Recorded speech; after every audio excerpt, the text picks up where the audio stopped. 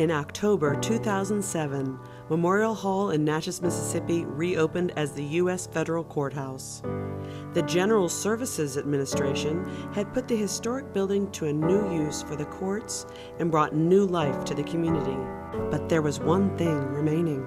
Since 1924, 4 bronze plaques adorned the building, honoring 518 soldiers from Adams County who served in World War I. Yet for decades, the list was incomplete. Some names were omitted accidentally, but many others for another reason. Because of the vestiges of Jim Crow and segregation, people of African origin were left off of those plaques. Anything on a bronze plaque, we kind of presume it's truthful and accurate. And in this case, it was not all the way accurate. As it turns out, not accurate by half. The names of nearly 600 African American soldiers and more than 100 white veterans had been excluded. They were sons, brothers, husbands, and fathers, all from Adams County, unrecognized for service to their country. For many in Natchez, it was time to correct the public memory of the past. You know, history is full of holes, and you need to chop those holes up with the truth. If you're going to have something that's historical to remind people, you don't want to leave anything out if you can find the truth. In keeping with that conviction, GSA hired a cultural resource management firm to compile an accurate, comprehensive list of veterans' names using historian Shane Peterson's research as a starting point. The subtitle was a list of white ex-service men and women. After looking through Mr. Peterson's work, we went to the Mississippi State Archives. We looked at the rosters, and then the final check was to look at the census records. After more than 6 months, New South researchers had compiled a complete list of Adams County World War I veterans.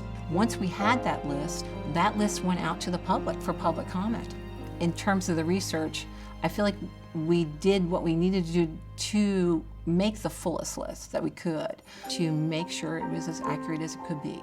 The final list of Adams County World War I veterans contained 1,219 names, more than double the number on the original plaques.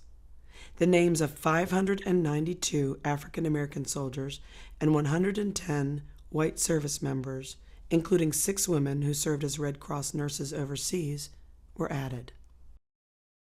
The complete list of all Adams County service members is reflected on newly manufactured bronze plaques for the Federal Courthouse. On November 10, 2011, another ceremony was held at the building, celebrating the unveiling of these plaques. Today is a very important day for Natchez, Adams County, honoring those soldiers, all of the soldiers of World War I, with the memorial plaques that are on this courthouse.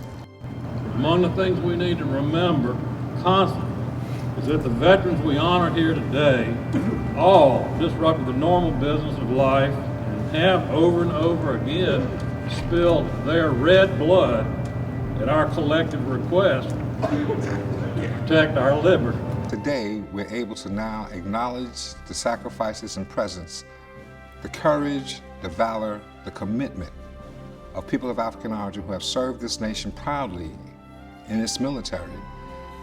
The original Memorial Hall plaques are now part of an interactive exhibit inside the courthouse that explains the past. I think GSA made the correct decision in treating them as artifacts, in treating them as having cultural meaning that we need to interpret and think about, and that future generations can learn from. We're very excited today because my husband's grandfather's name was not on the plaques, and it appears here today. Now, after more than 8 decades, a community can join together to honor all its World War I veterans. That's my grandfather, and this is my uncle over here, Will Jones. When they first came back, they didn't get the recognition that they should have got by serving their country.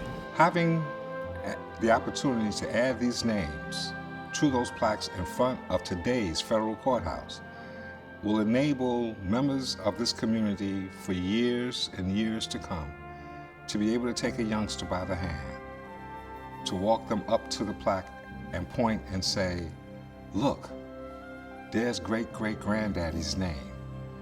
That's an important step.